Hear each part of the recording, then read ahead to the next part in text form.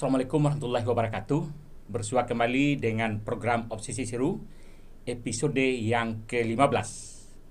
Pada episode kali ini kita tetap menghadirkan dosen-dosen hebat dari Universitas Negeri Padang. Kali ini kita akan berbincang-bincang dengan dosen Universitas Negeri Padang, Ifdil, SHI, SPD, MPD, PhD, Cons, ahli konseling dari Universitas Negeri Padang. Ifdil adalah salah seorang dosen dari Universitas Negeri Padang yang masuk dalam 500 peneliti terbaik, yakni ranking 314 nasional. Penganugerahan ini disampaikan pada acara pemeringkatan kinerja ilmuwan Indonesia berdasarkan 500 besar di Sinta yang disampaikan langsung oleh Merinstek Kepala BRIN Bambang Brojonegoro pada pemeringkatan peneliti Indonesia Sinta Series 1 Kamis 28 Mei 2020. Baik, selamat siang Pak Ifdil. Selamat siang, Bapak. Sudah datang di studio Obsesi Seru. Baik. Pertama, nama Anda ini Ifdil atau Ifdil Dalani? Ini bagaimana persoalannya nih? Iya. Untuk nama kecil itu Ifdil Dalani, Prof. Nama kecil Ifdil Dalani. Maksudnya nama kecil seperti apa itu? Nama kecil itu jadi dulu ketika saya SD itu masih namanya Ifdil Dahlan. Sampailah ketika kelas 6 kan itu kan kita menyerahkan nama ke pihak sekolah untuk ditulis dengan nama apa yang akan digunakan seperti itu. Ya, untuk ijazah maksudnya. Ijazah ya, itu ijazah. Ya. Dan ketika itu memang saya menyerahkan tetap namanya Ifdil Dahlani, tapi nggak tahu kenapa namanya tinggal Ifdil saja gitu. Dan pada waktu zaman kami dulu, Prof, untuk mendaftarkan ke SMP itu kan sekolah yang melakukannya. Iya. Nah, kita kan tidak tahu menahu tentang itu. Jadi ketika sudah terdaftar di SMP sudah Ifdil saja. Sudah hilang Dahlaninya. Oke. Baik, ini memang banyak kejadian seperti itu ya. Kalau kampung kelahiran Anda di mana ini? Saya Kerinci, Bro. Kerinci. Kerinci, nama negerinya Sebukar. Desa Sebukar. Desa Sebukar itu Kabupaten Kerinci, masuk kota Kerinci? Kabupaten Kerinci. Kabupaten Kerinci ya. Arah danau, Bro. Arah ke danau ya. Betul. Ini pada episode yang sebelumnya juga kita menghadirkan tokoh dari Kerinci juga, dari Universitas Negeri Padang ya. Ini orang-orang Kerinci banyak hebat-hebat ini. Kemudian ini kalau pendidikan SD SMP-nya itu di Kerinci. Di Kerinci, Bro. SD SMP di Kerinci. SD SMP Kerinci. Baru setelah itu melanjutkan ke Curup, Bro. Itu di mana? Di Bengkulu. Di Bengkulu. Oh ya, Curup ya. Itu Curup. apa sekolahnya? STM, Bro. STM. Oh, STM. Jadi dulu saya SD di Sebukar. Setelah itu SMP-nya itu SMP keterampilan, Bro. Oh, jadi SMP keterampilan kan ada SMP plus keterampilan. Ya, SMP plus ya. SMP plus ya. Nah, saya itu SMP plusnya yang bangunan ini, Bro. Jadi bangunan ST dulunya. Ya, ST. Ya.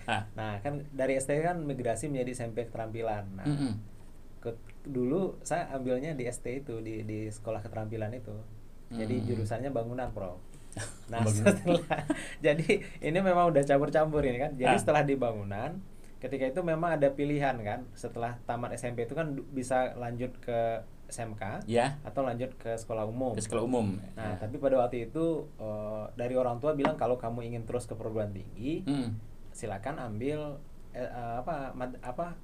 SMA ya. Tapi saya bilang, aduh, tidak terlalu nyambung karena dari sekolah vokasional kan. Ya, vokasional tadi. Nah, masuklah ke SMK.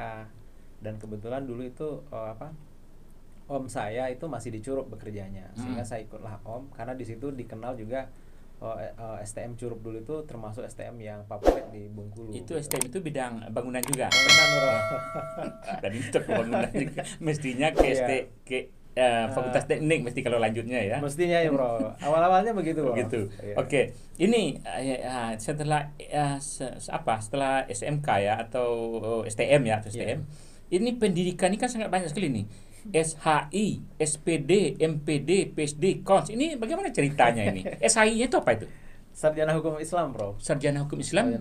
Kuliahnya di mana? Di Kerinci. Di Kerinci. Jadi ceritanya ini sudah panjang ceritanya story ini. Jadi setelah di STM. Jadi di STM itu kan ngambil apa dulu namanya siswa undangan ya. PMDK namanya. PMDK itu ketika itu memang ngusulnya itu di sipil, di sipil UNP. Nah, dan juga saya ketika dulu tuh hobinya elektronika, malah ketika di STM itu hobinya elektronika. Tapi jurusannya bangunan. Jadi prakteknya di bangunan, gitu kan. Hobinya elektronika. Dulu dua-duanya dijalani keduanya. Jadi kalau pulang-pulang sekolah itu hobi buka-buka ini kan. Radio. Tapi kalau ke formalnya tadi bangunan. Menjadi tukang ya juga kan, ikut-ikut guru jadi seperti itu ikut Prof. Nah, ketika undangan usul ketika itu UNP sipil, ambil sipil, tapi tidak lulus ketika itu kan, tidak lulus. Kemudian dilanjutkan lagi dengan tes masuk perguruan tinggi, ketika itu juga mengambil elektronika, kemudian mengambil sipil sama teknik arsitektur. Nah, kebetulan memang di STM itu yang bagus saya itu di gambarnya, Prof. Di gambar dan ketika itu memang ditawarkan bekerja di PU namanya. Tapi ngapa ngambilnya ke SI ini apa nih? Ini dulu ceritanya itu, Prof. Jadi karena tidak lulus semuanya, jadi ke teknik tidak lulus, sipil tidak lulus gitu kan. Terus ada beberapa di swasta yang menawarkan ketika itu memang tidak terlalu berminat untuk ke swasta. Jadi rencananya mau nganggur dulu, Prof. Untuk tahun besok tes lagi untuk masuk sipil atau arsitektur ketika itu. Nah, karena dalam periode itu akhirnya menunggu kan, sambil menunggu itu ayah bilang masuk aja lah dulu sambil nunggu ini kan ada juga lah yang digunakan. Nah, akhirnya daftarkanlah ke STAIN ketika itu. STAIN ini prodinya ini muamalah. Jadi gelarnya sarjana hukum Islam. Oke, berarti setelah tamat ini ada pula SPD ya, ini masalahnya kedua ini. Jadi setelah tamat dari hukum Islam itu justru saya malah mendaftarkan di S2. Di S2-nya itu MPHI, Metodologi Penelitian Hukum Islam. Di Unja dulu. Di IAIN Jambi. Nah, tapi kelas eksekutif di Kerinci ketika itu karena saya juga menjalani bisnis ketika itu. Nah, keluar edaran tidak diperbolehkan kelas jauh ketika itu. Nah, jadilah tidak jadi kuliah itu. Nah, karena saya basicnya ekonomi Islam, mendaftarlah ke UNP. Lulus dah di ekonomi geografi di awalnya sebenarnya. S2 di UNP. Nah, setelah di S2 UNP ternyata saya bertemu dengan ketika itu ayah saya masih S3. Dia bilang, "Kamu ngambil jurusan apa? Ekonomi geografi." Lah, kenapa nggak ngambil konseling? Konseling itu apa? Itu cerita awalnya kan. Berarti yang pertama itu tetap masuk dulu S2 itu. Geografi, langsung pindah ke BK, masuk pertama di sana udah konseling, Bro. Berarti pindah langsung zamannya Prof Muhayyad. Berarti gitu. pindah ke konseling. S2. Itu gelar MPD. Ya, maksudnya itu S2 ya? S2, daftar S2. Dalam daftar S2 itu kan prosesnya itu kan ada masuk semester keempat. Buka program S1 kedua di UNP itu. Dan masuk lagi? Mendaftar di S1 itu. Berarti bayar SPP keduanya? Bayar SPP keduanya. Oke, gitu, mana yang lebih dulu tamat? S1, Bro. S1 SPD-nya dulu? SPD dulu. Jadi setelah SPD dilanjutkan dengan pendidikan profesi konselor. Jadi saya masuk itu 2005. Kemudian baru tamat S2 itu kan 2009, Bro. Nah, jadi 2005 masuk, kemudian daftar S1 2016, tamat di S1 2000 karena ini programnya penyetaraan. Kemudian masuk lagi PPK 2018 tamatnya gitu. 2008 maksudnya? 2008 ya. 2008 ya. Berarti tamat SPD 2008. Tamat SPD 2008 awal, masuk PPK 2019 awal sudah tamat konselor seperti itu. S2-nya mana lebih? Setelah itu baru konselor baru tamat S2. Oktober 2009 MPD tamat pula. Oke. Dan ketika itu baru ada seleksi persis di Oktober itu untuk menjadi dosen di Kepadang tuh ya, di UNP ya. Iya. Oke. Kemudian PSD-nya di mana nih? Di Universitas Teknologi Malaysia, Bro. Masuk 2011. Selesai Selesai 2018. 2018. Luar biasa itu, lama sekali. Oke, baik.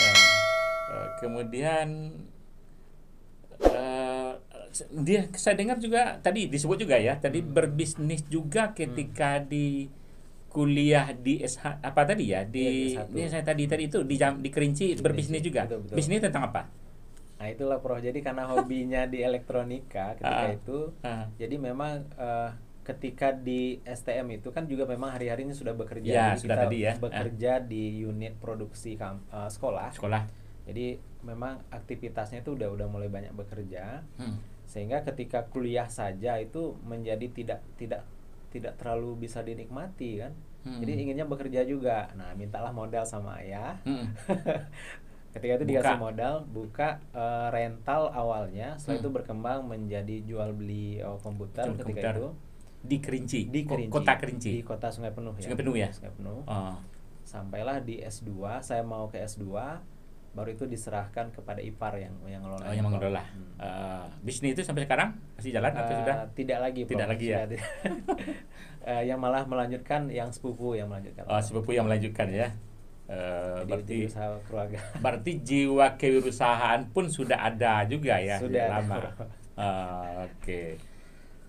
Kemudian berikutnya tadi sudah saya sebutkan juga bahwa Anda bulan Mei kemarin itu diganjar untuk ranking 314 nasional ya. Itu tentang apa itu? Seperti itu. Ini kan kan kita punya portal di portal Sinta ya, Sinta Science Citation Index Indonesia itu di Sinta. Kan itu kan ada publikasi, kemudian ada masalah citasi, publikasi dibagi internasional, Scopus, dan juga citasi dihitung juga termasuk Google Scholar. Nah, jadi ini kan yang kan kalau di Sinta itu kan ada penilaian-penilaiannya. Jadi misalnya kalau kita publikasi di jurnal Q1 internasional ya, Scopus, nanti kan dapat poinnya 40. Nah, itu akumulasi dari semua nilai itu selama 3 tahun. Nah, itu yang di-ranking, Bro. Jadi ada jurnal nasional teritasi mulai Sinta 1 sampai Sinta 6. Kemudian plus citasi, jumlah citasi. Kemudian ditambah lagi dengan jumlah dokumen di Scopus. Nah, nanti dosen di peringkat lah di situ mulai dari nomor 1 sampai belakang. Bahkan kita bisa lihat kan posisi kita di mana ranking nasional, ranking berapa di universitas ada, Bro. Berarti artinya itu kan karya-karya Pak Ifdil itu banyak di Scopus dan juga di jurnal Sinta. Iya, Bro. Termasuk proceeding maksudnya. Berarti proceeding. Berarti tiap tahun banyak tuh ya? Iya, Bro, banyak. Lumayan banyak kan? Lumayan banyak ya. Berarti itu penulis baik penulis pertama maupun penulis kedua, ketiga gitu ya. Penulis pertama, kedua, ketiga, yang paling banyak saya korespondensi, Bro. Penulis korespondensi. Berarti korespondensi autornya tuh Pak Ifdil banyak gitu ya. Betul. Di Scopus rata-rata saya korespondensi. Artinya 80% korespondensi. Karena berpengaruh juga ya kalau dia penulis pertama tapi kita yang korespondensinya beda ada penilaian juga gitu ya. Iya, artinya kalau di Sinta sendiri itu kan masih belum dihitung per dokumen. Hitungnya siapapun yang namanya ada dalam naskah itu dihitung poinnya, Bro. Jadi dia belum dipisahkan. Seperti itu. Oke. Oh, itulah penghargaan kemarin itu ya. Itu penghargaan itu dalam bentuk apa? Dalam bentuk piagam saja kah atau ada bentuk lain? Piagam, Bro. Dari kampus sendiri juga diberikan apa ya? Insentif. Sama seperti tahun sebelumnya 2018 juga ada juga diberikan kan insentif publikasi ilmiah. Iya. Ketika itu kan Pak Hafid Ardi juara 1 kan. Dan di tahun ini juga ada. Oke, berarti ada ya. Oke. Ada, Bro. Baik. Kemudian sedangkan Anda perhatian Anda tuh keahlian Anda ini kemana nih? Ke konselingnya atau apa gitu ya? Betul. Jadi dulunya saya berpikir kok saya ini apa ya, Prof? Kan jadi seolah-olah tidak nyambung mulai dari bangunan, STM, terus masuk ekonomi masuk sarjana hukum Islam, terus masuk konseling. Awalnya saya berpikir ini benar-benar tidak nyambung, tapi setelah saya masuk ke konseling, Masya Allah saya merasakan bahwa ternyata memang Allah sedang menempa saya dengan hal seperti ini, yang akhirnya itu benar-benar bermanfaat dalam BK Pro. Misalnya keislaman, pendalaman tentang hukum Islam itu benar-benar bermanfaat. Klien-klien sekarang, yang kita tangani kan rata-rata, karena kita Indonesia mayoritas Islam. Jadi ketika kita memberikan penanaman dihubungkan dengan nilai-nilai Al-Quran misalnya, dihubungkan dengan nilai-nilai keislaman, itu jauh lebih mudah untuk merubah individu dalam berkembang itu. Seperti itu. Jadi ilmu Islamnya terpakai. Nah, lalu saya habis pikir, kenapa saya yang hobinya di coding gitu, di pemrograman, di komputer. Awalnya kan saya masuk di BK itu juga membantunya karena ketika zaman kami itu kan sedikit yang udah bisa komputer kan. Jadi membantulah profesor ketika itu kan, membantu ngetik, memperbaiki komputer rusak gitu kan di awal-awal dulu. Nah, akhirnya memang semua ilmu itu bermanfaat gitu kan. Tapi IT itu ada kaitan juga dengan konseling itu? Kan Anda pendalaman IT betul. juga didalami, ada kaitannya juga dengan konseling. Ya Prof, jadi ternyata ketika saya masuk di konseling, saya merasakan di konseling sendiri itu IT-nya tertinggal Prof. Oh gitu. Oke. Jadi misalnya ketika di sejarah saya, di beberapa website saya tulis, dulunya ketika saya masuk di BK 2005, itu belum ada informasi di internet tentang BK berbahasa Indonesia. Nah, ketika itu saya mengatakan, loh kok bisa ya BK ini kok tidak ada informasi tentang ke-BK-an, sementara ketika itu saya masih belum bisa berbahasa Inggris. Saya bilang, waduh, ini kok jadi tinggal. Akhirnya saya mengembangkan, saya belajar web. Jadi buku pertama kali yang saya baca itu Simsalaweb gitu. Jadi belajar coding secara manual, HTML ketika itu, dan membuat website konseling yang sampai hari ini masih online. Tunggu, berarti itu kan BK itu kan di perguruan tinggi terutama yang IKIP dulu. Sebetulnya kan BK itu sudah berkembang, cuma memang tidak ada ahli kan IKIP yang itu kan ada mestinya kan ahli-ahli BK, cuma belum ada informasi di web itu belum ada waktu itu. Belum ada ketika itu. Nah, saya termasuk orang-orang yang di level awal yang masuk di teknologi. Nah, akhirnya saya kan awal-awal dulu kan saya mengambil mayor saya itu di IT counseling, Bro. Jadi teknologi counseling. Jadi bagaimana membuat media counseling gitu, bagaimana menginformasikan counseling di web dan seterusnya, sampai pembuatan sistem registrasi keanggotaan. Nah, seperti itu. Itu masih ada sampai sekarang web masih ya? Masih. Apa nama webnya? Kalau yang web yang pertama itu dari 2007 yang saya bangun tuh counselingindonesia.com, Bro. Oh, counselingindonesia.com. Counselingindonesia.com. Webnya masih online. Namun memang untuk pengisian konten ini akhir-akhir ini tuh sudah banyak diisi dari Amerika, Bro. Jadi kontennya, jadi di Amerika itu ada beberapa perusahaan, ada beberapa orang-orang di Amerika yang mereka ingin menitipkan konten mereka di situ dan ada iklan. Tapi berbahasa Inggris. Berbahasa Inggris. Oh, berarti sudah diisi gitu ya. Betul. Oke. Berarti perhatian sekarang ini memang S3-nya. S3-nya itu tentang apa topiknya? S3 bimbingan konseling juga, tapi di Universitas Teknologi Malaysia. Nah, lalu saya mengambil sub bidangnya yang fokusnya di traumatik, Bro. Oh, traumatik. Trauma, karena saya lihat memang penanganan pasca bencana, trauma itu, termasuk trauma itu, belum ada konselor di Indonesia yang fokus ke situ. Jadi dari sisi teknologi saya melihat ada adik saya, Zadran Ardi, yang dia juga bisa di teknologi, dan selama ini kan kami berdua yang hampir sama di teknologi gitu kan. Nah, lalu saya ambil di traumatik karena Indonesia sendiri nggak ada yang fokus di traumatik, dan akhirnya masuk ke traumatik. Jadi sekarang mayor saya itu justru malah di traumatik. Minornya di teknologi. Berarti traumatik itu bagian dari ilmunya konseling gitu ya? Iya, bagian. Jadi mengkaji tentang trauma gitu. Tapi itu pentingnya itu artinya kan konseling tadi itu sangat penting bagi masyarakat ya. Itu seperti apa itu? Betul.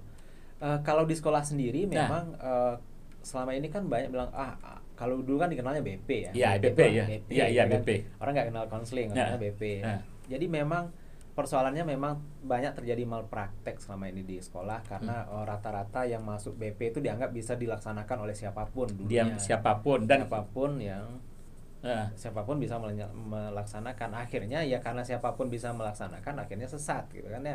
Karena ada ahlinya. Nah, padahal individu itu kan mestinya dikembangkan. Yang sering saya sampaikan di misalnya di mata kuliah BK, di mata kuliah umum, meskipun saudara menjadi seorang guru yang hebat, bisa menerangkan dengan bagus, bisa menggunakan media yang bagus, tapi ketika itu yang diajarkan seorang anak yang hatinya sedang hancur, tidak, bagaimana bisa menerangkan fisika, matematika sementara hatinya sedang hancur, sedang bermasalah ya. Bermasalah. Nah, ketika itu konseling dibutuhkan, sehingga anak-anak itu mau diajarkan dengan metode apapun nggak masuk. Nah, di situ silahkan di referral lah anak ini, dibawa ke konseling, ditangani oleh konselor. Setelah masalahnya tuntas, baru dia kembali ke kelas. Nah, seperti itu. Cuma ada di sekolah itu kadang-kadang kalau sudah masuk ke ruang BK tadi, dianggap itu kan anak bermasalah. Jadi seakan-akan anak ini ketakutan, malu gitu kan? Iya, Bro, betul. Dulunya begitu memang. Jadi dianggaplah yang masuk ke BK itu benar-benar bermasalah karena pola penanganan dulunya itu seperti itu. Sama dulu juga di bidang medis misalnya, Prof. Orangnya lebih memilih dukun daripada ke rumah sakit ketika itu. Nah, sekarang seiring dengan perkembangan dan BK sudah mulai dikenal di sekolah, BK kan tidak saja menuntaskan permasalahan-permasalahan anak-anak bermasalah, tapi juga mengembangkan individu kan. Jadi anak-anak yang tadinya tidak bisa, grogi, takut untuk bisa berpidato misalnya, atau anak-anak IPA yang dia tidak bisa komunikasinya bagus kan bisa dilatih mengikuti beberapa program konseling yang akhirnya bisa meningkatkan kapabilitas mereka dalam menjalani aktivitas sebagai siswa, Prof. Ya, itu kan di sekolah. Tadi yang pentingnya konseling tadi bagi masyarakat seperti trauma tadi itu. Betul, Prof. Nah, jadi saat ini kan dengan seiringnya teknologi, kemudian persoalan masyarakat semakin meningkat ya. Sekarang ini kan jadi banyak terjadi psikosomatis. Psikosomatis itu adalah masalah-masalah psikis yang akhirnya berdampak kepada fisik. Jadi kalau ada misalnya orang-orang yang sakit asam lambung, kemudian sakit kepala, itu belum tentu memang disebabkan oleh memang lambung yang bermasalah. Fisik, tapi ada psikisnya. Ada psikisnya, Prof. Nah, jadi selama ini orang kalau bermasalah dengan psikis mau perginya ke psikiater, perginya ke psikolog. Orang konselor belum dikenal. Padahal kalau intervensinya masih di level stres, depresi, anxiety, bisa ditangani oleh konselor seperti itu, Prof.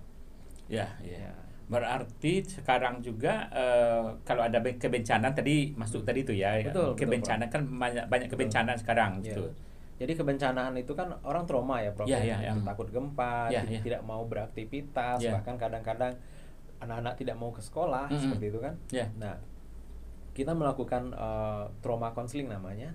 Kita datang ke masyarakat, kita memulihkan trauma-trauma itu. Sampailah saya menemukan teknik yang bisa memulihkan trauma dengan cepat, dan itu menggabungkan semua. Itu secara singkatnya seperti apa itu? Seperti apa yang dilaksanakan di daerah-daerah bencana itu? Berarti kan kita datang seperti apa itu? Secara singkatnya seperti apa itu?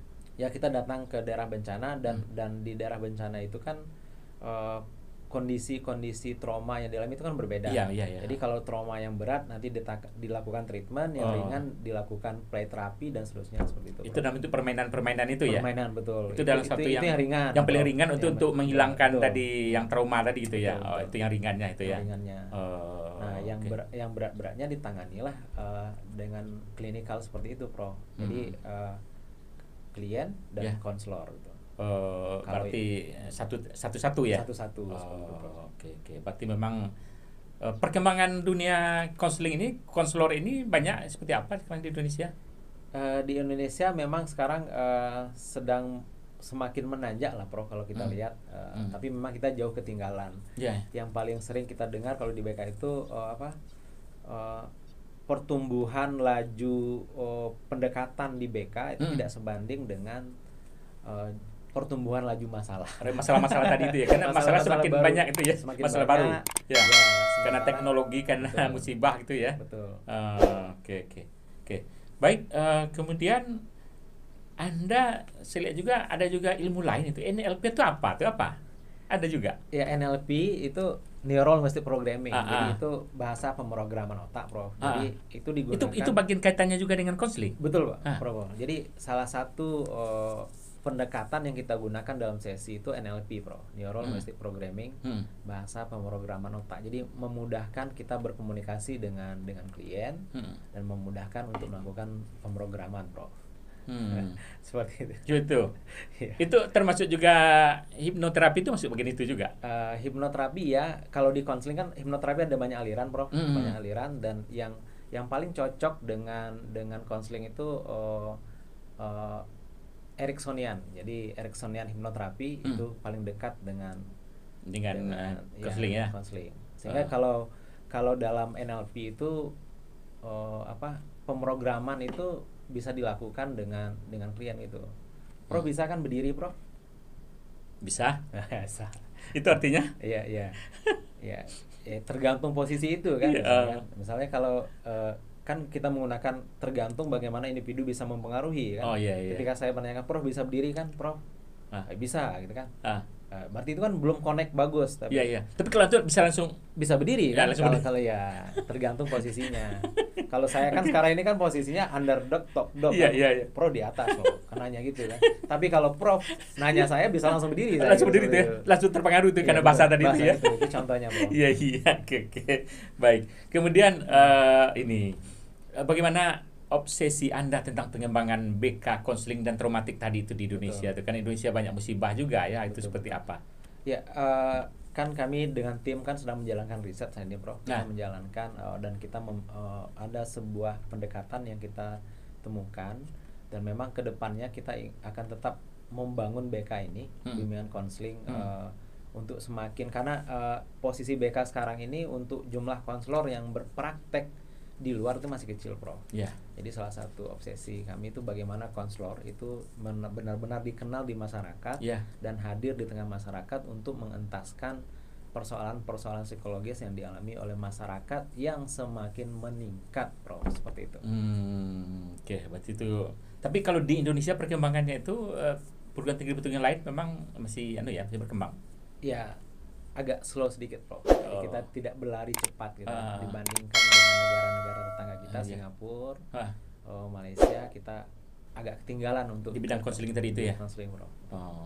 Itu tantangan untuk kami. Prof. Atau mungkin karena tadi itu karena ada persepsi negatif tadi juga kalau di sekolah itu kan seperti itu ya.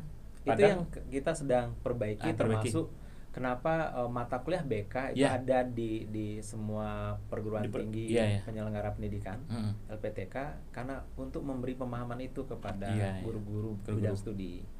Posisinya itu bagus. Kalau Prof Retno mengatakan itu seolah-olah seperti mutiara yang dibungkus daging busuk, jadi nggak keluar mutiaranya, justru aroma jeleknya yang keluar gitu, Prof. Oke. Baik. Oke. Ini pertanyaan yang paling terakhir ini. Pertanyaan paling terakhir itu, dokter sudah biasanya kan bagaimana guru besarnya ini?